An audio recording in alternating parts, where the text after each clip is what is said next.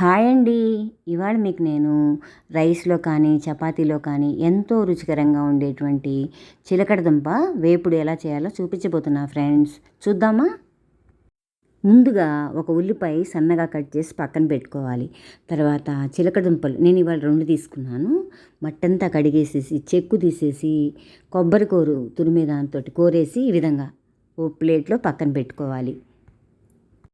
తర్వాత స్టవ్ వెలిగించి బాండి పెట్టి కాస్త ఆయిల్ వేసి ఆయిల్ వేడెక్కగానే శనగపప్పు, మినప్పప్పు, ఆవాలు, కాస్త ఎండుమిరపకాయలు కట్ చేసి వేసేసి వాసనకి కరివేపాకు పోపు వేసేసి పోపు అంతా వేగంగానే మనం కట్ చేసి పెట్టుకున్నాం కదా ఉల్లిపాయ ముక్కలు అదంతా వేసేసి పచ్చివాసన అంతా పోయేటట్టుగా వేయించేసేసి తర్వాత కోరి పెట్టుకున్నటువంటి చిలకడ దుంప తురుమంతా వేసేసి కలిపేసేయండి. తర్వాత రుచికి తగ్గ సాల్టు, చిటికెడు పసుపు వేసి కాసి నీళ్లు చల్లండి.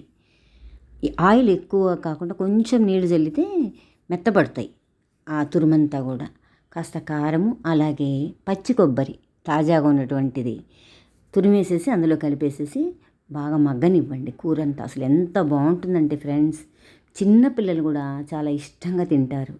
హెల్త్కి కూడా చాలా మంచిది ఈ చిలకడ దుంప అనేది. Thank you friends.